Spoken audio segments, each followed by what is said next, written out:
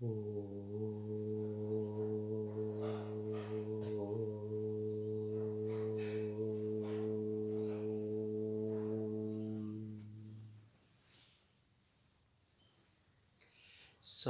महानुभाव, पूजारोग्य मातृशक्ति, दुर्लभ जीवन हमें प्राप्त हुआ है। इस जीवन में सबसे महत्वपूर्ण कार्य जो करने योग्य है वह है ईश्वर को जानना, परमपिता परमात्मा को जानना,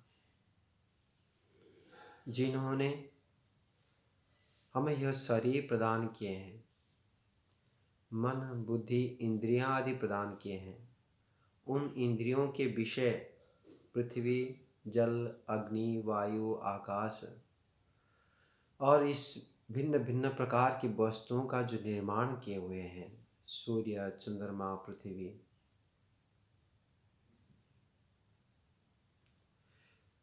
तो इस प्रकार से सभी पदार्थ को देने वाला, उसको रक्षण करने वाला, हमारे कर्मों के आधार पर सुख शांति को फल को प्रदान करने वाला और सृष्टि प्रारंभ से वेद के ज्ञान देने वाला परमपिता परमात्मा को जानना, उनको अनुभव करना वो अत्यंत आवश्यक है। और यह निश्चित है कि उस परमपिता परमात्मा को जानना क्लिष्ट है, क्योंकि वह दिखाई नहीं देता, परंतु यह सत्य है कि वह ईश्वर है और हमारे हितैषी है, हमारे पास में है, सर्वत्र परिपूर्ण चेतन सत्ता विद्यमान है। तो हम कुछ दिनों से विचार कर रहे हैं, ईश्वर है और ऐसा है तो उनके प्रति हमारा व्यवहार क्या होना चाहिए। पुनः हम विचार किए कि हमारे से वो बड़ा है, बृहत है, उनके सहायता से हम आगे बढ़ सकते हैं। तो उनसे सहायता कैसे प्राप्त किया जा सके? उनको भक्ति करके। भक्ति के 3 भाग, स्तुति प्रार्थना उपासना। ईश्वर की स्तुति प्रार्थना उपासना करना चाहिए। उस स्तुति प्रार्थना उपासना कैसे सफल हो सके, इस विषय को आज हम विचार करेंगे। ईश्वर के भक्ति कैसे सफल हो सके, तो पहला प्रश्न है कि ईश्वर की जो स्तुति करते हैं अर्थात गुणों का जो गान करते हैं, उन गुणों के गान में क्या लाभ होता है ये जान चुके हैं, और वो लाभ कैसे होगा, किस प्रकार से स्तुति करने से ही लाभ हो पाएगा और किस प्रकार से स्तुति करने से हानि होगा, लाभ नहीं हो पाएगा, इस विषय को भी हम विचार करेंगे। दृष्टांत से हम लेते हैं, किसी वस्तु को किसी व्यक्ति को यदि हम स्तुति करते हैं तब वो उसको प्राप्त करने के लिए इच्छा करते हैं। जैसे कि टीवी में विज्ञापन आता है, washing powder Nirma, washing powder Nirma, बार बार आता है और वो ऐसे सफ़ेद को देता है और ऐसे लाभ होता है। ये सारे गुणों को हमारे सामने वो प्रकट करते हैं, गुणों को हम सुनते हैं। जब हमको वह वॉशिंग पाउडर ज़रूरी है, जब हम चयनित करते हैं कि मुझे वॉशिंग पाउडर चाहिए, जिसको नहीं चाहिए तो वो उसके प्रति ध्यान नहीं देगा, जिसको चाहिए वो क्रय करता है, तब वो परीक्षण करता है, अरे ये तो ठीक है, बहुत सस्ता है, कम दाम से उसको लाना चाहिए।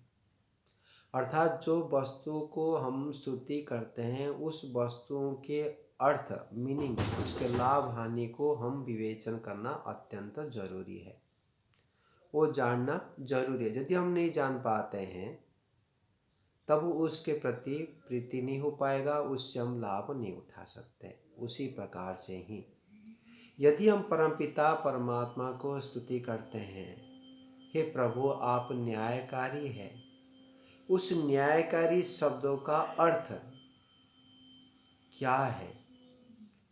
मंत्र के माध्यम से स्तुति करते हैं, गायत्री मंत्र के माध्यम से प्रभु आप भू है, प्राणों से प्रिय है। तो भू शब्द का अर्थ यदि आपको ज्ञात नहीं है, वह प्राणों से प्रिय कैसे हुआ आपको पता नहीं है, तब उस स्तुति कोई सफलता को प्राप्त नहीं कर सकता। सरलता पूर्वक जैसे आप ईश्वर के न्यायकारी गुणों को आप विचार किए कि प्रभु आप न्यायकारी है, हम बोले, परंतु न्यायकारी ईश्वर कैसे हैं ये हमारे को बोध नहीं है। यदि हम जानते हैं कि ईश्वर न्यायकारी है, सभी जीवात्माओं के कर्मों को जानते हैं और उन कर्मों के आधार पर फल को प्रदान करते हैं, तो जितने जितने हम ईश्वर के कर्मों को अच्छे प्रकार से जानेंगे और वह न्यायकारी जानेंगे, किस प्रकार से पाप करने से कुत्ता बिल्ली सुअर बना देता है और किस प्रकार से पुण्य कर्म करने से उनको सुख शांति बुद्धिमान बना देता है, यह जब हम जानते हैं तब हम ईश्वर के डर को, भय को, नियम को, कानून को सर्वत्र दृष्टा देखने वाला जानते हुए स्तुति करते हैं, उसके हृदय से अंदर से स्तुति करते हैं, तब हम उसी प्रकार के दोषों से बच जाते हैं, गलत कार्य नहीं कर सकते। उत्तम कर्म करेंगे तो उत्तम फल देंगे, वो विश्वास भी उत्पन्न हो जाता है। तो कहने का तात्पर्य है, स्तुति फलप्रद तब हो पाता है जब वो उन स्तुति वाक्यों को, अर्थ को, भावना को अधिक से अधिक जानेंगे, तब ही हम स्तुति करने से उन गुणों को धारण करने के लिए प्रवृत्ति बनती है। यह लाभप्रद है। ऐसा नहीं है कि हम ईश्वर के स्तुति करने से ईश्वर खुश होकर हमको अन्याय रूप में कुछ फल प्रदान कर लेंगे। जैसे संसार में किसी सेठ को बताते हैं, सेठ जी आप तो बहुत बड़ा दानी है, दयालु है, न होते हुए भी बताते हैं तो खुश होके हमको दे देता है। ऐसे ईश्वर नहीं करते हैं। ईश्वर तो स्तुति करने के पश्चात भी जब प्रार्थना और पुरुषार्थ पूर्वक कर्मों को करते हैं और हमारे पास योग्यता है उसी को फल को प्राप्त करने के लिए, किस समय हमारे योग्य है वो ईश्वर हमारे हितकारी होने से विचार करते हो, अभी इस समय उनको प्रदान करना उचित है, उसी समय हमको प्रदान करते हैं।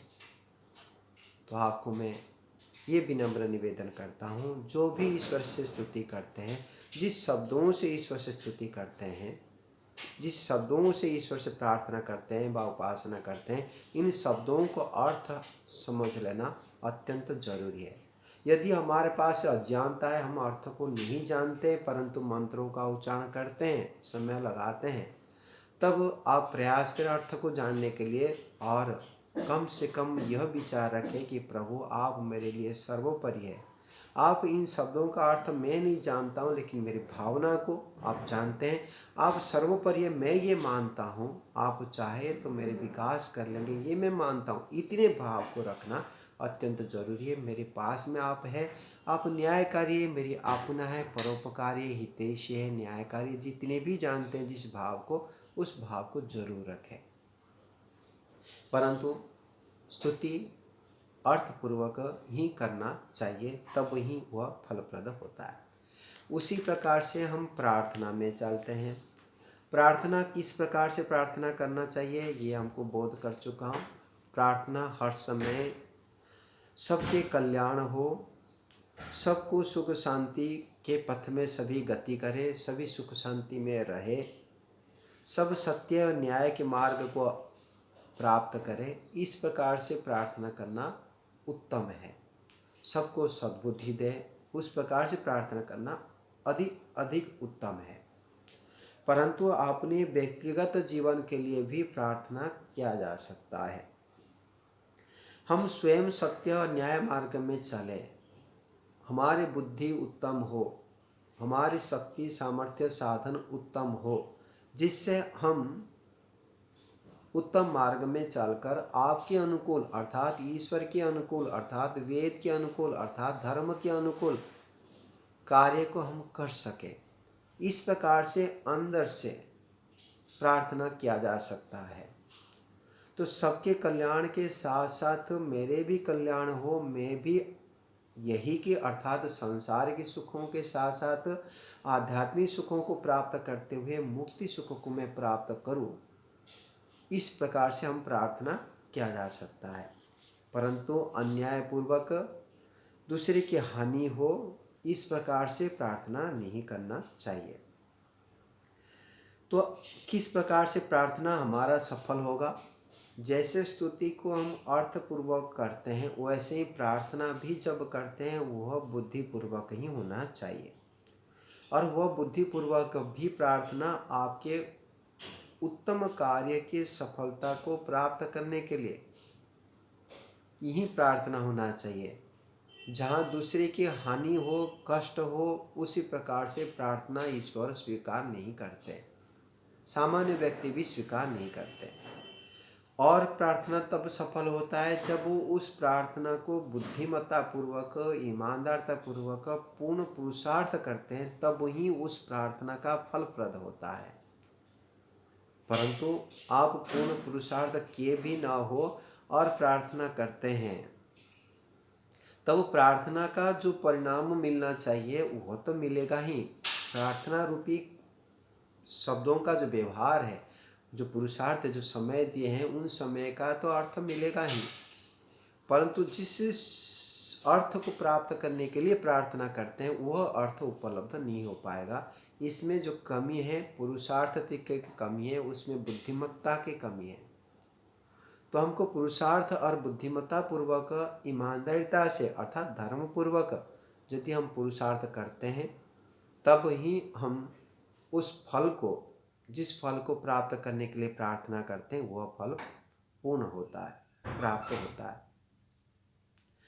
तो सबसे उत्कृष्ट उत्तम फल जो है ईश्वर है, मोक्ष है, जन्म मरण चक्र से छूट जाना। तो यह सबसे उत्तम प्रार्थना है, प्रभु ये जन्म मरण चक्र से मुझे छुटकारा दीजिए, सबसे बड़ा है। परंतु वह हमें समझ में नहीं आता कि मुक्ति में वो जाना चाहिए, मुक्ति में सुख है कि नहीं है, ये बोध नहीं है, तब वह फलप्रद तो इतने नहीं हो पाएगा, क्योंकि आप उसके लिए पुरुषार्थ नहीं कर सकते।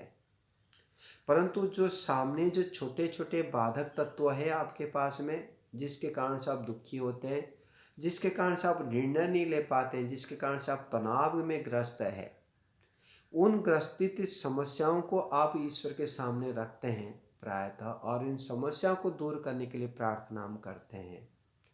परंतु यहाँ पर आप ध्यान दें, जिस समस्या का समाधान ईश्वर कर सकता है वही ईश्वर के लिए प्रार्थना करनी योग्य है। एक धनवान व्यक्ति के पास में जाते हुए हम यह याचना नहीं कर सकते अमुक व्यक्ति विद्वान है, उनसे विद्या मुझे प्राप्त हो जाए। हम राम सेठ के पास जा रहे हैं और जो है वो श्याम जो विद्वान है, पंडित है, उनसे हम, कि वकील है, उस वकील से सलाह प्राप्त करने के लिए हम धनवान से प्रार्थना करने से नहीं होगा, हम वकील के पास में जाना चाहिए। उसी प्रकार से संसार में जिस वस्तु को प्राप्त जिससे हो सकता है, जिसके पास में सामर्थ्य है, उस व्यक्ति से ही प्रार्थना करना अनिवार्य होता है। ये सामान्य बात है। परंतु हम यह बोध नहीं कर पाते कि ईश्वर के किस किस सामर्थ्य है। क्या वह चाहे तो सब कुछ कर सकता है, सभी उत्तम कर्मों को सफल करवा सकता है? तो उत्तर होगा हाँ, करवा सकता है। परंतु जैसे हम चाहते हैं कि उस व्यक्ति से हमको यह पदार्थ मिले, प्रभु आप ये कार्य करा दें, कि मेरे पत्नी मुझे खाना बना के नहीं देती है तो मुझे वो खाना बना के दे दे प्रभु, मुझे, हे प्रभु मेरी पत्नी मुझे खाना बना के दे दे। ऐसे हम प्रार्थना नहीं कर सकते, क्योंकि पत्नी ही आपको खाना बना के देगी, ईश्वर नहीं देगा, ईश्वर खाना बनाता ही नहीं। हम ईश्वर से प्रार्थना यह कर सकता है इस स्थिति में, हे प्रभु मुझे ऐसे शक्ति सामर्थ्य गुणवान बना दे, जैसे मैं चाहता हूँ वैसे मेरी पत्नी व्यवहार करे, मैं भद्र बनूँ, मैं गुणवान बनूँ, तब वो मेरे पत्नी जो है मेरी बातों को समझ सकती है। ये भाव भी रख सकते हैं। हे प्रभु, मुझे ऐसे बुद्धि प्रदान करे और समाज को, राष्ट्र को ऐसे प्रदान करे जो न्यायपूर्वक, धर्मपूर्वक सभी कार्य करे। वैसे ही मेरी पत्नी भी धर्मपूर्वक कार्य करे। ये हम बुद्धि की याचना कर सकते हैं, प्रभु बुद्धि सबको प्रदान करे। ऐसे भी याचना करते समय भी पत्नी को पुरुषार्थ करना पड़ेगा बुद्धि के लिए, नहीं तो ईश्वर बुद्धि भी उनको नहीं देगी। हमको ऐसे आलम्बन बनाना होगा, ऐसे परिवेश बनाना होगा जिससे हम परिवार को बुद्धिमान बना सकें। तो पुरुषार्थ मध्य में बहुत मूल्यवान रखता है, वह बुद्धिमत्ता पूर्वक हम पुरुषार्थ करना अनिवार्य है। ईश्वर दूसरे को प्रेरित भी न्यायपूर्वक ही करता है। शक्ति, सामर्थ्य, साधन को न्यायपूर्वक ही देता है, अन्यायकारी वो कभी भी नहीं हो सकता। आप कितने भी सिर मारो तो अन्यायकारी ईश्वर नहीं हो सकता। आपके ऊपर में अन्याय यहाँ पर दुनिया में होगा, निश्चित रूप में होगा, क्योंकि हम सभी अल्पज्ञ हैं, सभी पूर्ण जानवान नहीं है। हम जैसे चाहते हैं सामने वाला व्यक्ति वैसे नहीं है। इसलिए हम प्रार्थना भी उसी प्रकार से करें जिससे हम उस फल को प्रद हो सके। संक्षेप में हम कहना चाहते हैं, समय हो रही है। ऐसे ही ईश्वर के उपासना में भी सफलता उसी प्रकार से प्राप्त किया जा सकता है। उनके गुण कर्म स्वभाव को अच्छे प्रकार से जानते हुए उस गुण कर्म स्वभाव को देने का व हम उसको प्राप्त करने का हमारी योग्यता है, और योग्यता को हम मेंटेन करते हुए, संभालते हुए जब उपासना करते हैं तब ईश्वर से उपासना के फल प्राप्त होता है। उन गुणों को हम अनुभूति कर पाते हैं। उपासना के लिए एकमात्र आवश्यक है, ईश्वर की उपासना करने के लिए अन्य सांसारिक वस्तुओं की कामना को छोड़ते हुए, मैं आत्मा के बोध करते हुए, परमपिता परमात्मा आप सर्वत्र परिपूर्ण है, अमक अमक गुणों से परिपूर्ण है, उन गुणों को आवृत्ति करते हुए उन गुणों में ही एकाग्र बने रहना, ये प्रारंभिक योग्यता है। इस योग्यता के अनुसार उस गुणों को हम उपासना में धारण करने के प्रयास करते हैं, तब वो गुणों का अनुभूति होती है। तो यह है उपासना, स्तुति, प्रार्थना, अर्थात स्तुति, प्रार्थना, उपासना व भक्ति करने से सफल कैसे होते हैं, कुछ विचार किए। किस प्रकार से भक्ति करने से विफल हो जाते हैं, समय व्यर्थ जाता है, कोई फलप्रद नहीं होता है, उसको हम कल विचार करेंगे। आज इतने में मेरे वाणी को विराम देता हूँ। इति ओम। नमस्ते।